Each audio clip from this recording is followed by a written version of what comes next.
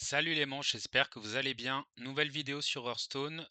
Pour ceux qui savent, l'évasion du Fort Pourpre, la nouvelle extension, sort le 7 juillet. Les cartes ont été révélées petit à petit et je commence seulement maintenant parce que j'avais envie de vous présenter des sets complets. Donc je vais essayer de vous présenter, les nouvelles cartes de classe 2 par 2. On va commencer par Chaman et Démoniste, car c'est les seuls qui sont entièrement révélés. Pour ce qui est des neutres, il y en a beaucoup, beaucoup de gens font des vidéos entières dessus. Je pense que je terminerai par les neutres et que je ferai une sélection des cartes qui me semblent intéressantes. Pour le moment, on va commencer avec les classes et donc on commence avec le chaman, avec la légendaire qui est Vermine, qui nous dit qu'en début de partie, si votre deck ne contient aucune carte, aucun autre serviteur, pardon, vous obtenez le pouvoir héroïque de Ver. S'il ne contient aucun sort, vous obtenez celui de Mine. Alors, pouvoir de Ver, votre premier serviteur à chaque tour coûte 2 de moins. Alors ça, vous le verrez après, ça peut sembler bizarre, il y a une synergie qui est proposée. Ça donne envie, je sais pas si ce sera fort, mais ça donne envie. Heu, on le verra ensuite, mais en fait, l'idée, c'est qu'en gros, les serviteurs, on peut déjà, on a déjà des cartes actuelles qui nous permettent des sorts qui nous permettent de découvrir des serviteurs. Donc en gros, ces cartes feront que les serviteurs que l'on découvre coûtent 2 cristaux de moins et ensuite, on verra, mais en fait, il y a des sorts qui peuvent se transformer en serviteurs et donc, quand ils sont dans votre deck, à la création du deck, ils sont considérés comme des sorts. Donc ils pourront être mis dans le deck si vous voulez, avoir le pouvoir héroïque magie de verre et une fois que ça deviendra des créatures, en fait, elles-mêmes coûteront 2 de moins. Donc à voir. Ce qui est intéressant, tout de suite à dire, c'est que on a quand même une légendaire du coup qui permet de jouer 2 archétypes différents. Le premier où notre deck ne doit pas contenir de serviteurs et donc le deuxième où notre deck doit uniquement contenir des serviteurs et dans ce cas-là, on a les forces de mine et les forces de mine, c'est chaque 5e serviteur que vous jouez déclenche son cri de guerre 2 fois. C'est un effet plutôt puissant. 5 serviteurs avec cri de guerre, ça peut arriver vite, hein. On peut combler avec des serviteurs, à cri de guerre pas très cher. L'idée c'est que, ce serait hyper intéressant avec, la convocation, sauf qu'on pourra pas jouer le sort. Après Shaman avait un seul sort, qui convoque, heu, qui était pas mauvais, hein, le dé le sort est pas mauvais du tout. En revanche, on a quand même la 0 de taunt, on a le 5-4 taunt, également et ultraction, heu, qui peuvent donc potentiellement, déclencher le cri de guerre 2 fois. Donc ce qui peut pallier au fait de devoir se passer du sort à 2, parce que je pense que, je dis ça parce que convoquer 2 fois, ça m'a l'air vraiment fort et que je pense qu'il faudra quand même les intégrer à la synergie. Après ça peut être intéressant, mais avec plein de cartes en fait, hein. Il y a plein de cartes où le double cri de guerre peut vraiment être cool. Heu, J'en ai pas trop en tête là. Moi, c'est vraiment avec la convocation que je vois le truc. Sinon après il y a toute la synergie aussi, on a le dragon qui invoque des braises crépitantes et qui déclenche le râle d'agonie. L'air de rien, déclencher 2 fois, l'effet de ce dragon là, ça peut vraiment être puissant. Et sinon, faudra voir, hein, mais il y a beaucoup de cris de guerre qui peuvent être vraiment intéressants à déclencher 2 fois quand même. Donc c'est une carte plutôt intéressante. En tout cas, que ce soit joué ou pas, que ce soit fort ou pas, c'est un design qui est vraiment intéressant parce que du coup avec une seule légendaire, on peut essayer de jouer, le deck différemment. Ça donne envie de tester les 2. Au vu de ce qui va être présenté ensuite, j'ai un peu plus de hype par rapport à la magie de verre. Ça m'a l'air un peu plus, fort que de se passer de sort malheureusement. parce que le chaman a quand même vraiment des sorts puissants.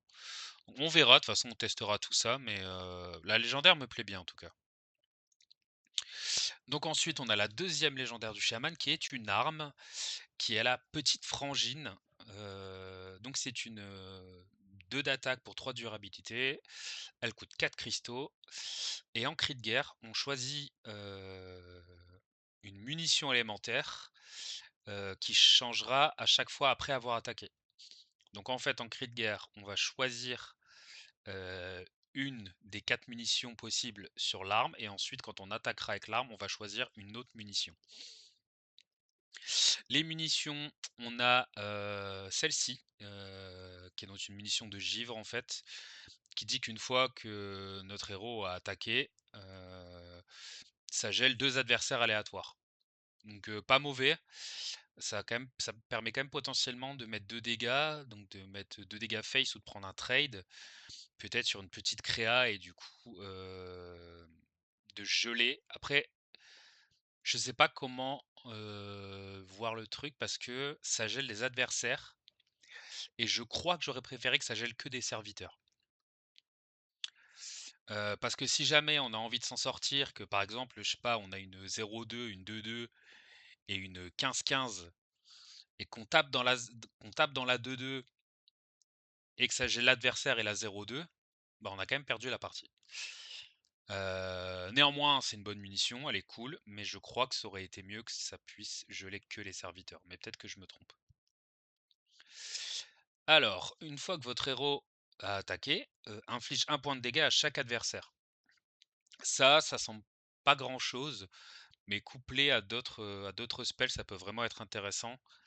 L'air de rien, ça peut être quasiment considéré comme un petit spell power.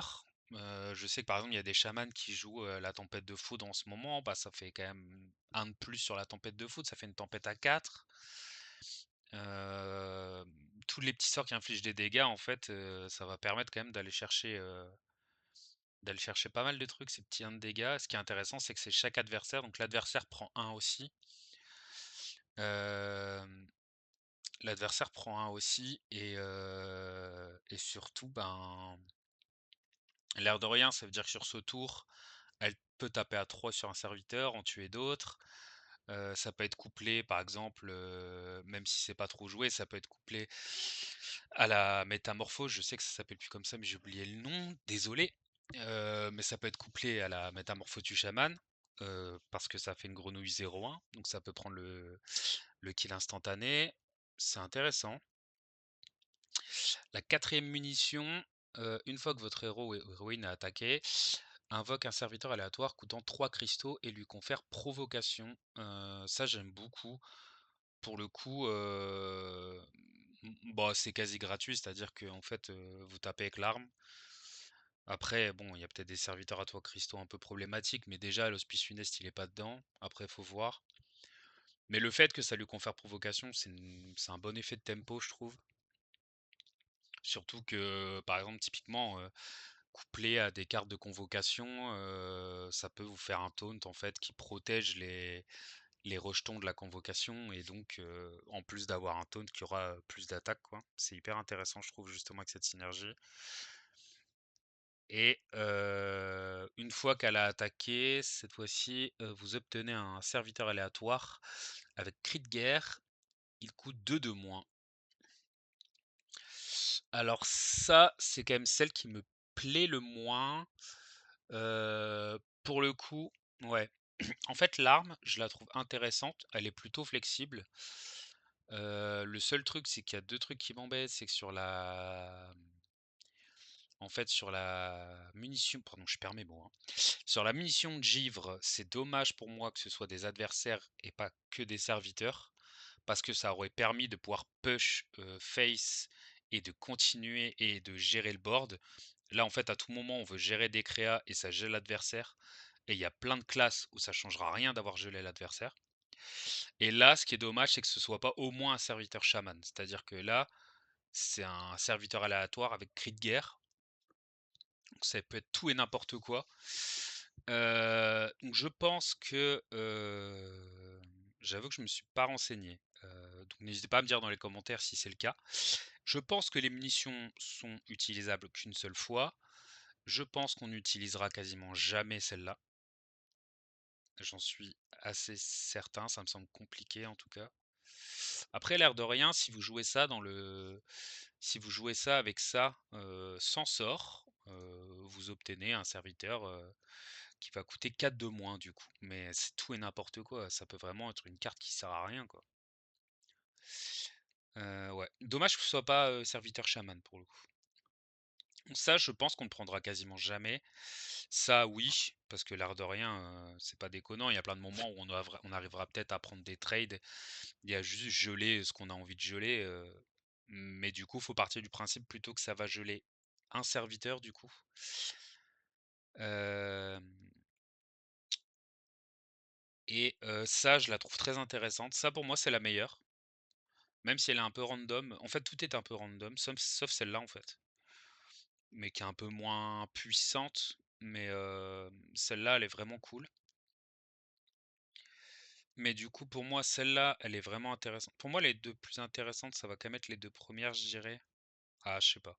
Pour moi non, pour moi, c'est quand même les plus 1 dégâts et le 3-3, enfin le serviteur à 3 cristaux avec taunt. Ça, c'est des trucs, je pense que vous allez prendre quasiment tout le temps et en troisième sera certainement ça. Enfin, en tout cas, je pense que la plupart du temps, on choisira l'une de ces 3 munitions et que celle-là, elle va souvent passer à la trappe parce que en fait, le fait que ce soit n'importe quel serviteur, alors vous allez peut-être avoir des dingueries, hein, mais à tout moment, vous allez juste choper un serviteur qui sert à rien, quoi. En fait, ça peut faire des dingueries, le problème c'est que c'est dommage de choisir une balle. Enfin, en fait, c'est dommage de choisir la seule balle qui risque de rien faire, en fait. Parce qu'elle peut rien faire, alors que les autres, elles font forcément un truc. Ça, potentiellement, vous allez juste rien faire de ce que vous allez récupérer. Donc à voir, mais je pense que, ce sera ces 3 là qui seront choisis la plupart du temps. Et ouais, du coup, si j'ai un petit commentaire, ça j'aurais aimé que ce soit que les serviteurs, je pense, et ça pour moi, ça aurait mérité que ce soit que des serviteurs chaman. Surtout que c'est une légendaire de chaman, quoi, c'est un peu dommage. Mais bon, la carte est intéressante, je pense qu'elle sera quand même jouée. Du moins essayée. Alors, en rang fusion, inflige 4 points de dégâts, lancez 3 sorts pour transformer ce sort en serviteur. Et donc c'est de ça que je voulais parler avant. Donc pour le deck où on voudra jouer Vermine en deck full sort pour avoir la magie de verre, c'est qu'en fait, ce sont des sorts qui se transforment en serviteurs une fois que 3 sorts ont été lancés. Donc pourquoi je parle de ça? Parce que du coup, de base, on aura un deck uniquement composé de sorts, donc ce sera pas compliqué de transformer, l'or en fusion. Et le truc, c'est qu'une fois, que l'or en fusion est transformé, on obtient donc un serviteur, qui a un cri de guerre et son cri de guerre, c'est exactement le même effet que le sort, sauf que c'est un body en plus. Sauf que si vous jouez ça du coup avec, la magie de verre, en fait, ce sort qui est infligé 3 points de dégâts pour 3 devient une 3-3 pour 1 qui met 4. Parce qu'elle sera réduite de 2 vu que c'est un serviteur. Et donc là, ça commence à être vraiment, puissant en termes de value, quoi. La carte est pas folle, mais elle reste OK parce qu'elle peut aller face. Donc ça peut être intéressant. Mais ce qui est intéressant, c'est surtout la synergie donc avec Vermine et du coup, en fait, de pouvoir obtenir des serviteurs qui vont faire de la value pour une somme vraiment, vraiment ridicule, quoi. Et ça, par contre, ça me parle beaucoup et ça, j'ai très envie de le tester pour le coup. C'est vraiment chouette, je trouve, la synergie, elle est trop chouette. Donc j'ai pas grand chose à dire de plus. Le fait que ça se transforme en serviteur, ça combotte excessivement bien avec la légendaire du chaman. Le fait que ça puisse aller face, c'est très bien aussi, la carte est cool. Et donc ensuite on a le deuxième, le fracas givre, qui elle est un sort de givre. Ça gèle un personnage adverse, donc serviteur ou héros. Vous piochez 2 cartes. Donc de base, c'est un sort pour 5 qui gèle un personnage et qui pioche 2 cartes. C'est OK, mais pas fou. C'est un peu cher, mais l'effet est cool. En revanche, encore une fois, du coup, si on a joué 3 sorts, on a donc un élémentaire fracas givre qui est donc une 5-5 pour 5 qui en cri de guerre va geler un personnage adverse et piocher 2 cartes. Le truc, c'est qu'encore une fois, si c'est joué avec la légendaire, on aura une 5-5 pour 3 qui gèle un personnage adverse et qui pioche 2 cartes. Et du coup, je pense que c'est vraiment voulu pour être joué avec la légendaire. Et avec la légendaire, en fait, ces sorts-là sont vraiment puissants. Et je... Peut-être. J'allais dire une bêtise parce que il y a quand même pas mal de synergie cri de guerre, notamment avec d'autres cartes qu'on va voir ensuite. Peut-être que ce sera quand même joué dans certains decks qui chercheront pas à jouer que des sorts parce que peut-être que le fait que ce soit un cri de guerre et que ce soit aussi un élémentaire, ça pourrait quand même donner une raison de jouer ces cartes sans la synergie avec Vermine. Mais avec Vermine, ça donne vraiment envie parce que du coup, on a des serviteurs surstatés avec des effets de fou pour vraiment pas cher, quoi. Ça, c'est cool. Ensuite, aile de basse sécurité. Vous obtenez un serviteur aléatoire de chaman. Il est bloqué dans votre main jusqu'à ce que vous jouiez une autre carte. Alors, le fait qu'on ait un lieu à 1 cristal avec 3 de durabilité, c'est pas mal. C'est pensé pour être joué du coup dans le deck Vermine parce que qui dit en fait c'est pas parce qu'ils disent que le deck doit uniquement enfin en fait ils disent que le deck ne doit pas contenir de serviteurs. Donc ça veut dire que le deck peut contenir des sorts, des armes, des lieux et tout le reste. Et donc on pourrait jouer cette carte. Alors le seul truc qui m'embête c'est que c'est trop random à voir si vraiment parce que c'est de la value pas chère. C'est des serviteurs qui vont coûter 2 de moins dans le deck quand même. Le truc, c'est que c'est dommage que ce soit pas une découverte parce que, c'est vite serviteur chaman, faudrait garder le pool, hein, mais je pense qu'il y a des trucs qu'on sera pas content d'avoir, quoi. Mais ça reste un truc qui se pose pour pas cher, ça va pas être difficile de, jouer une carte pour pouvoir les jouer, toutes les cartes qu'on va récupérer là-dessus vont coûter 2 de moins. Peut-être que ce sera OK, hein. Parce qu'en fait, dans le deck, c'est, concrètement dans le deck, c'est pour 0, une fois qu'on l'aura posé, on pourra cliquer sur cette carte, obtenir un servitoire de chaman qui coûtera 2 de moins. Et donc, peut-être que ça peut avoir un intérêt avec la réduction de 2. En attendant, la carte est pas folle. C'est pas non plus, ouais, c'est pas terrible en vrai. On a le troisième, la Furie des Tempêtes, sort de nature pour 7 vol de vie qui inflige 2 points de dégâts à chaque serviteur adverse. Lancez 3 sorts pour transformer ce sort en un serviteur. Donc toujours pareil. Cette carte, donc, une fois que 3 sorts sera lancé, ça va devenir une 7-7 vol de vie qui aura un cri de guerre qui fera le même effet, donc inflige 2 points de dégâts à chaque adversaire, donc ça vous soignera également. Et donc encore une fois, dans le deck Vermine, on aura une 7-7 pour 5 qui fera cet effet, et là c'est monstrueux. En fait, les 3 avec les 2 de moins, c'est vraiment insane. Donc je pense que, en tout cas, ça donne très envie de build. C'est un deck que j'ai très envie de tester. À voir si on a assez de sorts, à voir si on est obligé de jouer ça. Mais ça et ça, c'est auto-inclus dans le deck. Je pense qu'il faudra jouer l'arme. Euh, et on a quand même pas mal d'autres sorts corrects en chaman, faudra voir en vrai. Mais ça, c'est peut-être la moins forte. C'est peut-être la. Enfin, c'est bien, mais bon, ça reste que 2 dégâts, quoi. Enfin, ça tuera pas non plus énormément de choses, mais c'est quand même cool. Enfin, je dis ça, mais s'il y a des decks aggro contre les decks aggro, s'il arrive tour 5, voire 4 avec la pièce, ça peut être dévastateur en vrai. Mais ouais, je pense que tout ça, c'est juste cool à jouer dans le deck Vermine. Euh, pour le coup, je vois peut-être ça et peut-être ça Mais surtout ça, je pense. Maybe ça. Ça, non, dans des decks qui ne joueront pas Vermine. Dans des decks, classiques, des chamans qui vont jouer sort et serviteur, je serais pas choqué de voir peut-être ça et ça encore moins. Je pense que ça me choque pas du tout.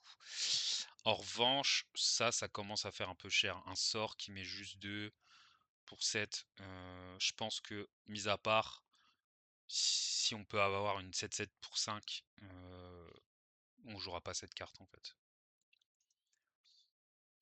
Ensuite, bot de sécurité piraté. Préparation. Cri de guerre donne +1/+1 à vos autres serviteurs, élémentaires et mecha. Donc préparation. Pour vous expliquer brièvement si vous savez pas. Préparation, c'est en gros, vous glissez votre carte quand elle est dans votre main sur votre deck, un peu comme l'échange ou la forge. Et en fait, ça va réduire la carte d'un montant de cristaux égal aux cristaux qui vous restaient plus 1. Je m'explique. Si par exemple, vous commencez la game, vous l'avez en main de base, vous avez rien à faire tour 1, vous pouvez décider de le glisser, sur le dessus de votre deck pour le préparer. Vous allez donc consommer le cristaux que vous avez à votre premier tour, donc le réduire de 1 plus 1. C'est toujours plus 1.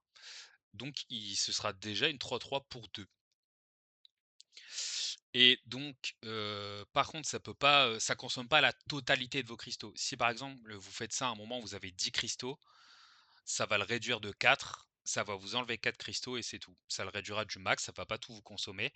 Et la carte, une fois qu'elle est préparée, n'est pas jouable sur le tour où elle a été préparée. Voilà. Et donc je pense que cette carte est, moyenne. Parce que, 3 pour 4 c'est pas ouf. Le fait de devoir la préparer, alors qu'elle a un texte qui donne envie de jouer de manière relativement agressive, en fait, je vois pas à quel moment un deck qui veut jouer cette carte aura du mana à dépenser autre que pour mettre de la pression.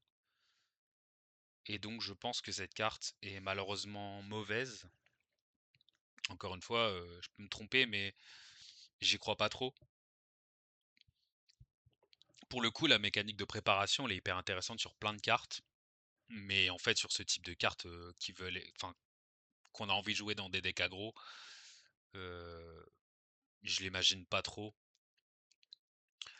Donc à voir, je peux me tromper, il y a peut-être des moments parce que l'air de rien, comme j maintenant que je le dis, 3-3 pour 2, ça peut être intéressant. Donc si jamais on a un main de base, qu'on n'a pas de T1 ou si jamais on fait un tour où, je sais pas, imaginons, on joue ça dans un deck relativement agressif, on a, je sais pas, 3 cristaux, on est tour 3, on a 3 cristaux, on peut jouer 2 T1 et on prépare lui.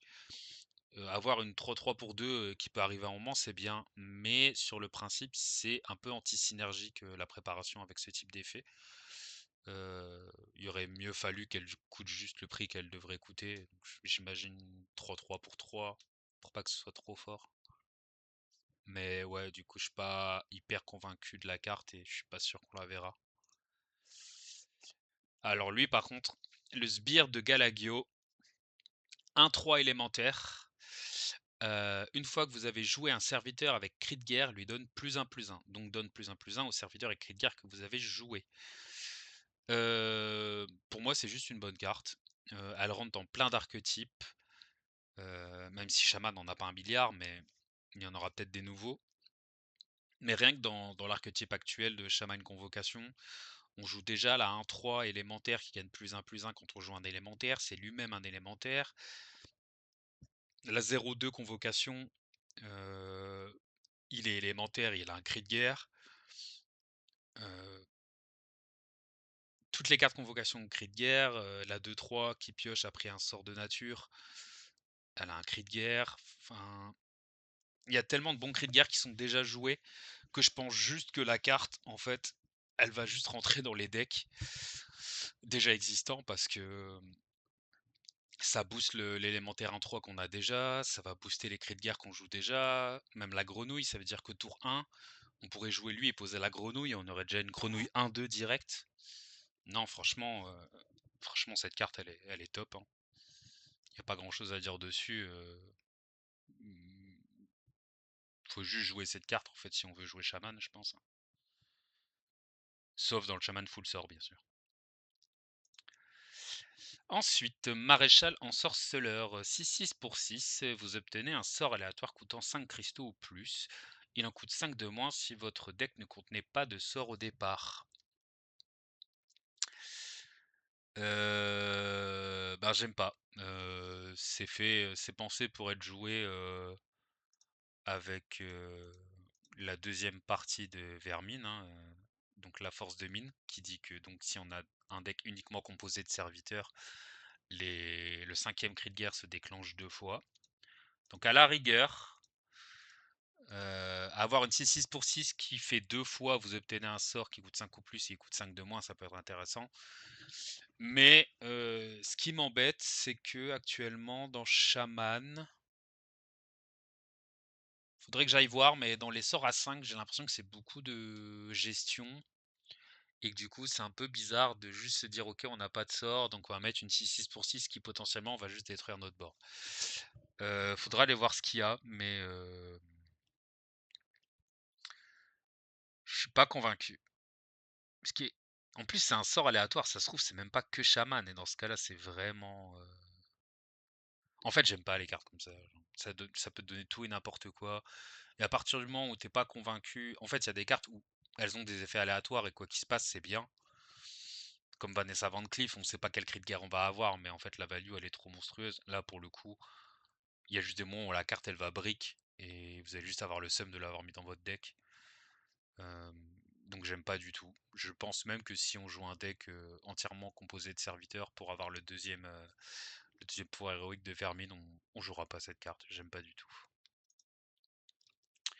Détective déguisé. Un cristal peut être joué des deux côtés. Inflige une surcharge de 2 cristaux à l'adversaire du côté correspondant. Euh, Carte intéressante en vrai. Euh, je pense euh, que même dans un deck aggro, 4-3 pour 1, c'est vraiment surstaté. Mais le souci pour moi, c'est quand même que 3-3, c'est trop gérable en fait. Il y a tellement de sorts actuellement qui mettent 3 pour 2 qu'il y a plein de moments où vous allez la poser sur votre tour 1, vous allez être surchargé de 2, le mec il va pièce. Rien qu'un voleur, en ce moment, c'est le deck qui est quand même l'un des decks les plus représentés. Il peut pièce, vous le tuez directement, convoquer Sinestra et vous êtes juste dans le néant. En revanche, je préfère voir cette carte du coup, qui est pas si difficile que ça à tuer, comme potentiellement une carte qui pourrait bloquer l'adversaire à des tours où vous savez qu'il va faire un truc qui peut vous embêter. Le truc, c'est à voir dans quel type de chaman ça pourrait être joué et voir s'il est facile à gérer, mais ça peut être une carte embêtante. Hem, Parce que l'air de rien, vous pourriez voir ça comme, pour avoir une combo qui puisse bloquer l'adversaire, c'est, vous prenez n'importe quel sort qui pourrait tuer ce serviteur et vous dire qu'en gros sur la carte il est écrit, ben, pour un de plus, surchargez de 2 l'adversaire. Sauf qu'on est obligé de le tuer lui, mais parce que sinon c'est quand même embêtant de lui laisser une 4-3. Mais c'est plus intéressant de surcharger l'adversaire, je pense, parce que chez nous, elle sera juste trop facilement gérable. Et en fait, maintenant que j'y pense, je pense que ce sera trop compliqué d'aller bloquer l'adversaire avec ça. Parce qu'en fait, si on la met, on sera certainement obligé de la gérer. Mis à part, en fait, contre des decks contrôle, ça peut être intéressant. Parce que même si vous lui laissez, si c'est un deck qui vous tue tour 20 et que de toute façon il vous attaque pas, vous allez peut-être accepter d'encaisser 4 et encore.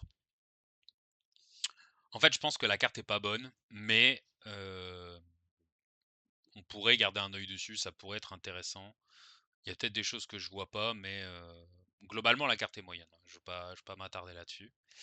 Donc on a fini pour Shaman. Globalement, j'aime beaucoup, le sbire de Galagio. Heu, J'aime bien la Furie des Tempêtes, mais pour moi uniquement dans le deck Vermine. Ça, j'aime moyen, à voir si, on est obligé de la mettre dans le deck Vermine. Ça, pour moi, ça commence à être vraiment pas mal et c'est même craqué dans le deck Vermine et c'est OK potentiellement dans d'autres decks. Ça, c'est complètement craqué dans le deck Vermine et potentiellement bien dans d'autres decks. L'arme elle est pas fumée, mais elle est intéressante et je pense qu'on s'en passera pas parce qu'elle est quand même, plutôt polyvalente et que les 3 durabilités, ça peut vraiment faire du bien dans la gestion du board. Et Vermine, c'est une bonne légendaire. C'est pas une légendaire pétée, mais en fait, ça propose des options de deck building qui sont vraiment intéressantes et c'est des choses qui m'intéressent beaucoup. J'adore créer des decks, tester des trucs et ça, typiquement, c'est le genre de légendaire qui donne envie de tester des trucs. Je parle beaucoup, je vais peut-être essayer d'aller un peu plus vite sur Démoniste, même si j'avoue que Démoniste, ça me hype à mort. Tac. Et donc on commence avec la légendaire, qui est donc la carte préparation du démoniste. Et c'est Morag préparation. En râle d'agonie, invoque un démon aléatoire de votre deck et lui confère râle d'agonie, invoque Morag. Donc quand Morag va mourir, vous allez invoquer un démon de votre deck qui lui aura le râle d'agonie de réinvoquer Morag. Tout de suite, la chose qui peut me déranger, bon déjà c'est le fait qu'elle coûte 10 cristaux. Même si on peut la préparer, ça fait un peu rush. Mais ce qui m'embête, en plus de ça, c'est le fait qu'il ait pas provocation. En revanche, il a pas provocation, mais en fait, le truc, c'est que faut voir si on peut le jouer facilement. Parce qu'à la rigueur, comme on a toute la synergie qui a pas trop été exploitée, pardon, mis à part, avec l'œuf de la convocation du démoniste qui dit juste que, en gros, vous invoquez un serviteur qui avale le serviteur à sa droite pour gagner des stats. Vous pourriez envisager de jouer Morag à côté, il se fait manger et ça invoque tout de suite un ton de votre deck. Donc à la rigueur, le fait qu'il ait pas provocation, en fait, c'est pas si grave. Ce qui m'embête, c'est les 10 cristaux. Donc soit faut voir si on peut facilement l'invoquer autrement, soit voir si on peut se permettre de le réduire parce que démoniste, tac tac. Si on fait ça au tour 3, ça le réduit de 4, il coûterait 6. Mais le problème, c'est qu'au tour 4, on va certainement vouloir poser le lieu. Ça m'a l'air compliqué. En fait, j'aime bien la carte. Moi, personnellement, c'est un design qui me plaît. Mais les 10 m'ont l'air compliqués. Mais j'ai envie de jouer la carte, j'avoue, hein. J'ai envie de tester, mais à voir si on peut facilement gérer ces 10 cristaux. Ensuite, la seconde légendaire qui est Godfrey le Traître. Début de partie, les cartes excédentaires retournent dans votre main quand vous avez de la place. Elles coûtent un cristal de moins. C'est une 5/4 pour 4. Effet hyper intéressant qu'on n'a jamais eu avant. J'adore l'effet. Globalement, dans l'extension, il y a des designs qui sont vraiment cool et ça fait du bien d'avoir vraiment des nouvelles synergies comme ça change beaucoup. Euh, Et le truc qui m'embête, c'est que ça va dépendre de la méta, parce que l'effet est intéressant, mais si par exemple on a encore des decks aggro style mage, potentiellement des chasseurs ou d'autres decks qui arriveront peut-être, des druides, bah en fait poser une 5/4 pour 4 qui aura rien fait au T4 contre des decks aggro, en fait vous allez juste perdre la partie parce qu'en plus en général les decks aggro on a besoin de les gérer en early. Donc vous allez jouer des cartes pour vous défendre et du coup la plupart du temps, vous allez même pas avoir de cartes excédentaires. Euh, donc pour moi, en fait, la carte elle devient intéressante dans potentiellement dans des après non, je sais pas. En fait, je viens de me rendre compte, mais en fait, j'ai vous avez désolé. Je viens de me rendre compte, mais en fait, c'est un début de partie, donc vous êtes même pas obligé de le jouer, en fait. C'est-à-dire qu'il bon, vous aurez une 5-4 pour 4 qui fait rien dans votre deck, mais qui dit que à partir du moment où vous l'avez mis dans votre deck, en fait, vous pouvez plus overdraw. Donc est-ce que ça justifie de le mettre dans le deck? Peut-être, mais c'est certainement une carte qui sera potentiellement cut si, on a un démoniste intéressant à exploiter, mais qu'on a besoin de le tecker contre des decks plutôt agressifs. Parce que malgré tout, l'effet servira à rien, contre des decks aggro, vous aurez jamais la main pleine en fait.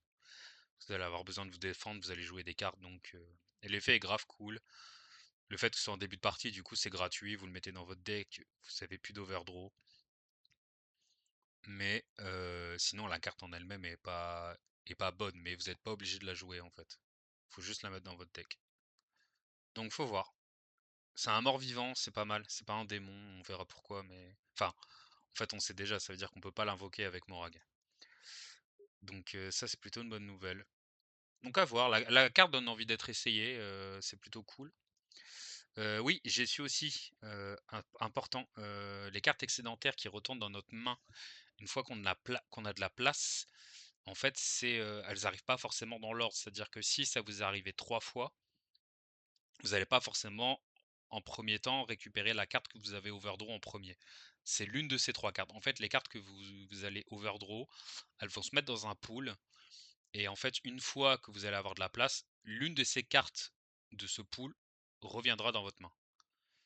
Il y a des gens qui disent que c'est dommage, moi je trouve que ça reste OK, c'est pas très grave parce qu'en fait, si en fait, dans l'optique où vous alliez pas overdraw, où vous alliez jouer normalement, c'est des cartes que vous alliez piocher et donc pas jouer tout de suite si ça vous embête de la récupérer. Sauf que là, vous la récupérez et elle coûte un de moins, donc pour moi, c'est juste bénef. Hem, Après oui, si vous avez overdraw par erreur et que vous avez overdraw un truc, hyper important que vous avez besoin dans l'immédiat, ben, ça c'est tant pis, mais je pense que globalement, si vous gérez bien votre game, ce sera jamais trop gênant. De toute façon, je l'essaierai. Mais en tout cas, le design de la carte est cool. Crâne en cage, provocation, cri de guerre, gagne plus 1 PV pour chaque carte dans votre main. Mort-vivant, encore une fois, c'est cool parce que si on a besoin de gagner du temps pour jouer Morag, on peut jouer lui sans risquer de l'invoquer avec Morag. Euh, Est-ce que tour 3. Tac.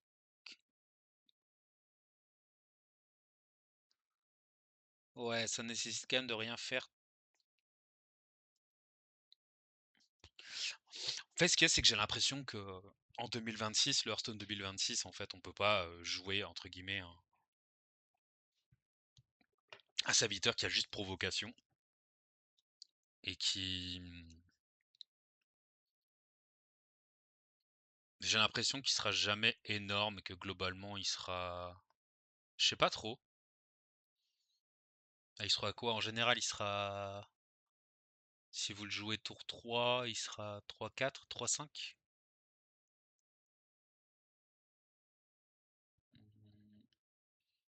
Parce qu'en gros, si vous le jouez et que vous avez 4 cartes en main, il a déjà 1, donc il gagne plus 4, c'est une 3-5.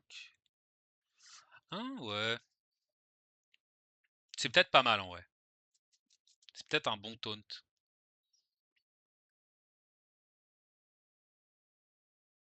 À voir. Je vais pas m'éterniser là-dessus. La carte, elle a pas un effet hyper révolutionnaire. On commence à comprendre que ça veut quand même nous inciter à remplir notre main sans prendre de risques. En revanche, bah, une carte qui a juste provocation, c'est une carte qu'on veut jouer contre les decks aggro. Et comme je vous disais plus tôt, il y a des decks où rien faire tour 1, tour 2, juste pour jouer une 3-5, enfin une 3-6, bah, ce sera pas suffisant parce que peut-être qu'en ayant rien fait tour 1, tour 2, ou justement en ayant tour 2 juste pris 2 dégâts pour piocher une carte, En fait, quand vous avez joué ça, le mec il aura de quoi la gérer et il va vous en mettre plein les dents. Donc encore une fois, en fait, faudrait voir en moyenne à combien il peut être tour 3, parce que c'est une carte anti-aggro et du coup, combien il peut être tour 3 en partant du principe que vous avez quand même au moins joué une ou 2 cartes. Et du coup, je pense que c'est plutôt moyen. Munition d'ombre inflige 2 points de dégâts à un serviteur adverse. S'il meurt, relance ce sort sur un autre serviteur adverse. Ça, c'est intéressant. Hem, alors effectivement, j'avais vu ça sur la review de Forda. Pour le coup, je suis pas, j'ai pas tendance à la regarder, mais le texte d'ambiance dit: «Des munitions pour toi et pour toi». Donc ça laisserait penser effectivement que le sort se relance tant qu'un serviteur meurt. Si c'est le cas, déjà ce qui est intéressant, c'est que c'est pas un serviteur adverse aléatoire, c'est-à-dire qu'on choisit à qui on met les premiers de dégâts. Donc on est quasiment sûr de pouvoir le proc au moins 2 fois. Et si jamais, en fait, on se retrouve sur des boards où ça peut clean entièrement des boards pour 2 mana, c'est vraiment une très bonne carte, hein. De base, c'est une bonne carte, mais si ça recommence à chaque fois qu'un serviteur meurt, c'est vraiment une excellente carte, hein, j'aime beaucoup, hein. Donc à voir en jeu, mais le fait qu'on puisse cibler et qu'on soit sûr au moins que ça se passe 2 fois, c'est que pour 2, vous avez déjà le potentiel de tuer 2 serviteurs, c'est plutôt cool, hein. Atlas invisible, 10 cristaux, c'est un sort d'ombre, vous piochez 3 cartes, coûte 1 cristal de moins pour chaque carte dans votre main. Alors ça, j'ai l'impression que c'est pas mal. J'ai l'impression que c'est pas mal parce que ça coûte vite peu cher. Et en fait, du coup, avec Godfrey, on prend même pas de risque de la jouer, vous piochez des cartes en excédent. À voir globalement combien ça coûte, encore une fois. En fait, le seul truc qui m'embête, c'est qu'encore une fois, en fait, c'est le genre de deck un peu hard control que j'aime beaucoup jouer. Sauf qu'en fait, c'est que des cartes, à part celle-là, bien sûr, qui, elle, changera potentiellement tout. Parce que du coup, vous avez qu'une carte. Je pensais potentiellement à lui, mais à lui aussi. Là, pour une carte, vous pouvez potentiellement gérer plusieurs serviteurs, donc potentiellement économiser des cartes dans votre main. Mais encore une fois, c'est une carte. Piocher 3 cartes, c'est bien. Le fait qu'elle coûte un de moins par carte en main en démoniste, ça peut vraiment être très fort. Encore une fois, contre des decks aggro, ça risque d'être moyen, parce qu'en fait, vous allez avoir besoin de jouer des sorts pour pas mourir. Et du coup, en fait, vous allez toujours utiliser cette carte pour beaucoup trop cher, quoi. Donc le deck a l'air cool, j'ai juste peur de sa capacité à tenir contre les decks aggro.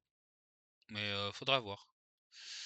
Flèche de la solitude. Invoque un démon avec des caractéristiques égales à la taille de votre main. Il attaque un serviteur adverse aléatoire. Ça, c'est cool. Au moment où je lisais le texte, je me demandais s'ils allaient dire provocation. Ils n'ont pas provocation. Ça arrive un peu tard. Mais invoquer un démon avec des caractéristiques égales à notre main, ça a 2 d'utilisation. C'est pas une légendaire, donc on peut en utiliser plusieurs. C'est quand même pas mal en vrai, hein. C'est quand même vraiment pas mal. En gros, ça va coûter un peu cher, entre guillemets, sur le tour où vous la posez. Après, malgré tout, ça va attaquer un serviteur adverse. Bon, il y a des games où ce sera complètement nul parce que si le mec joue un deck avec plein de 1-1, bah, vous allez taper dans une 1-1 et puis c'est tout. Si le mec a une 1-1 et une 4-5 et que vous voulez tuer la 4-5 et qu'il va taper dans la 1-1, bah, vous aurez peut-être le seum. Faudra peut-être essayer de se développer au tour 4 pour anticiper ce lieu au tour 5. Mais dans l'idée, c'est une bonne gestion. Et en fait, la première utilisation, elle va être un peu greedy. Par contre, la deuxième utilisation, elle est vraiment, vraiment solide, hein. Ah, j'aime bien en vrai. Mais un serviteur en sommeil pendant 2 tours, si c'est un démon allié, lui donne +3/+3 à la place. Ok. Mettre en sommeil pendant 2 tours, c'est ok. C'est moins fort que carton rouge, mais Mais c'est normal, carton rouge, c'était quand même vraiment vénère. Hem, Après, dans quoi on veut jouer ça? Est-ce qu'on va vouloir jouer ça dans des decks contrôle? Ça dépend parce que dans un deck contrôle, on utilisera potentiellement uniquement le sommeil. Heu, Peut-être pour gérer des trucs, qu'on peut pas gérer dans l'instant et se dire: «Bah, OK, dans 2 tours, j'ai mon AOE». Mais les +3/+3 à un démon sera peut-être anecdotique. Après, si jamais on joue Morag et qu'on a moyen en fait de stick toujours un gros démon sur le board en boucle, peut-être que, peut-être que +3/+3, ça nous donnera, une possibilité de létal et du coup la carte aurait une réelle, double facette.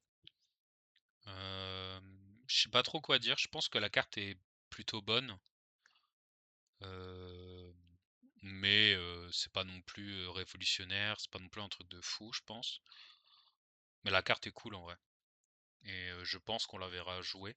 Je sais pas dans quoi, je sais pas pour faire quoi exactement, mais je serais étonné qu'on voit pas la carte en vrai. Sbire du gang des Diablotins. C'est un démon de 5 provocations réelles d'agonie. Place un démon 9/9 avec provocation et vol de vie au fond de votre deck. Hem, Moi j'aime bien en vrai.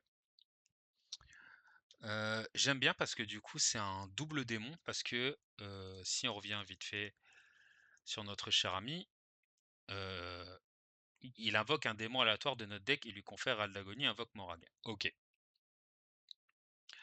Alors on pourrait se dire: «C'est chiant parce que du coup on invoquerait une 2/5». Oui, mais bon tant pis, on a quand même invoqué une 2/5 provocation. Qui, si la 2/5 provocation meurt, elle réinvoque Morag et Morag, lui, cette fois-ci, invoquera le 9/9 avec provocation et vol de vie.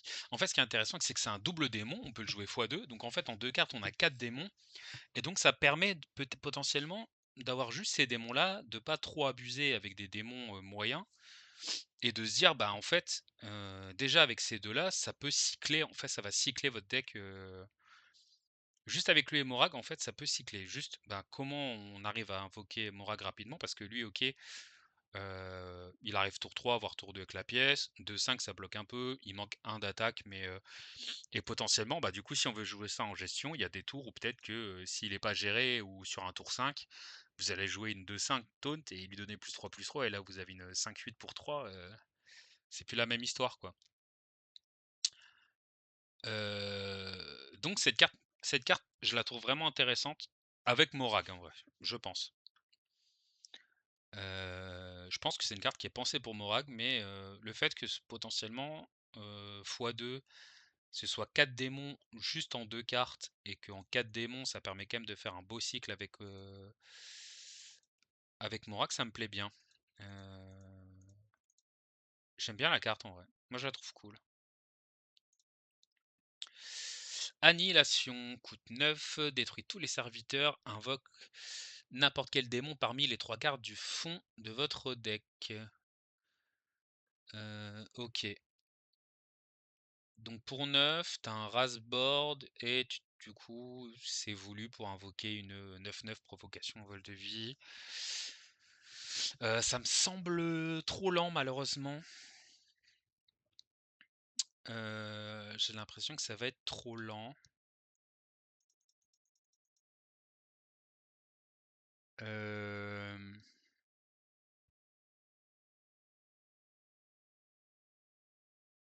ouais, je pense que cette carte ne sera pas envisageable malheureusement. Je comprends la synergie, mais je pense que même si là on invoque un truc, même le néant distordu qui est pas trop joué est plus intéressant parce qu'on peut même détruire des lieux. Là, ouais, je crois que la carte est beaucoup trop lente. Augure ancien. Krieger, vous regardez 3 cartes de la main de votre adversaire et en choisissez une secrètement. Râle d'agonie, la carte est défaussée. Alors, les stats sont pas ouf. Hem, mais je pense qu'effectivement, moi je pense que la carte est pas mal. Malheureusement, elle est un peu chère, mais c'est normal parce que je pense que si elle est en fait, ce qu'il y a, c'est qu'on a l'impression comme ça, on se dit: «Bah, OK, on va choisir une carte, faudra choisir une carte qui peut pas jouer tout de suite, comme ça on est sûr que» mais en fait, juste si vous jouez un Démoniste Convocation, la carte elle peut être mangée sur le tour et du coup, en fait, vous défaussez la carte tout de suite et ça, potentiellement, ça peut vraiment être fort, mais encore une fois, heu, pas trop contre les aggros. Après, oui et non. Parce qu'il y a des decks aggro potentiellement, si vous arrivez à défausser, des,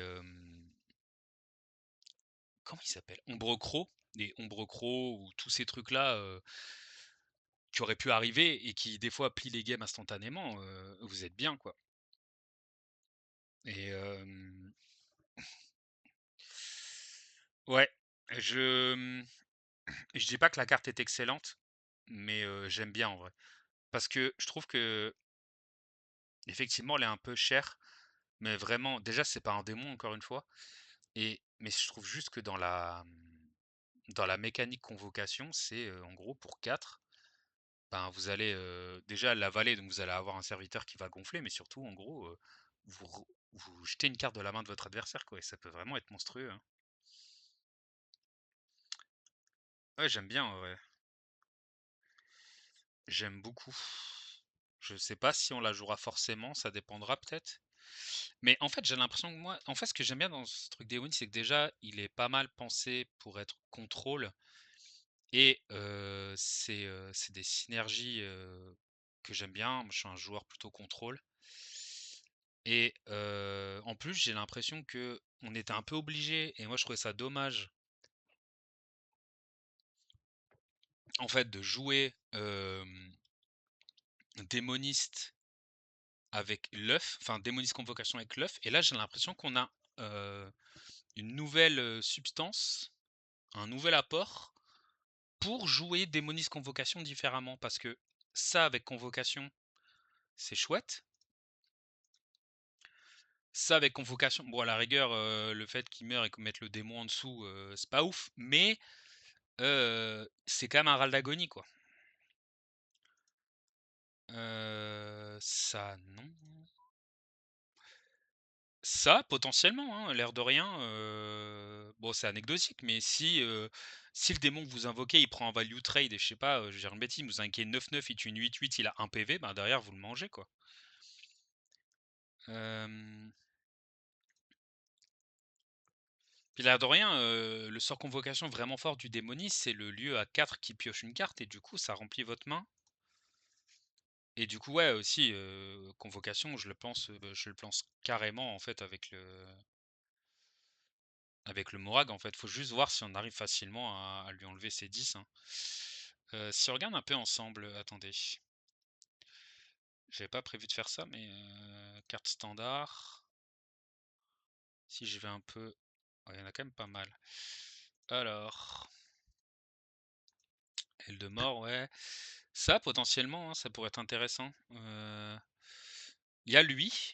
Bon, lui, il met un stop direct hein, pour le coup. Je sais pas si on le jouera, mais ça met un stop direct. Shogal, j'aime beaucoup la carte, mais je sais pas si on le jouera. Euh,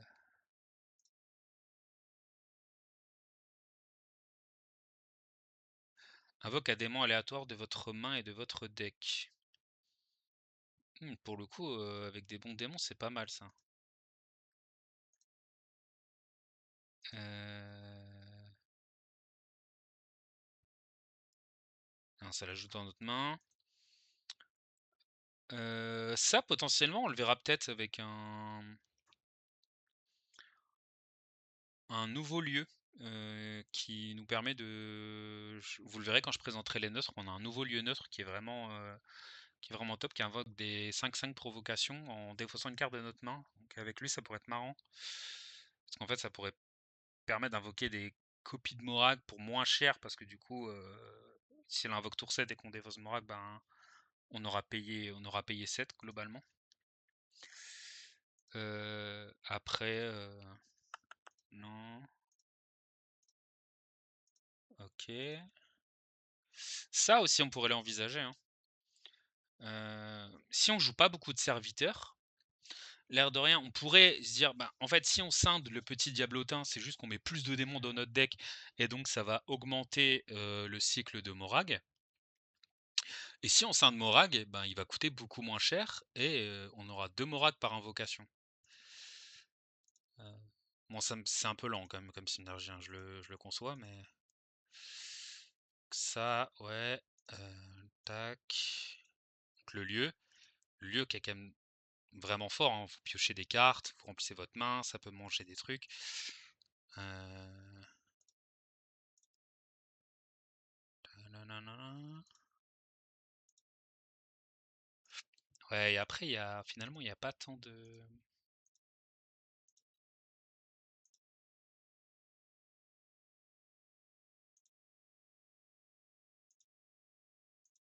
on va potentiellement voir aussi, je vais pas faire traîner la vidéo, mais il faudra potentiellement regarder aussi dans ce qu'il peut y avoir en carte neutre.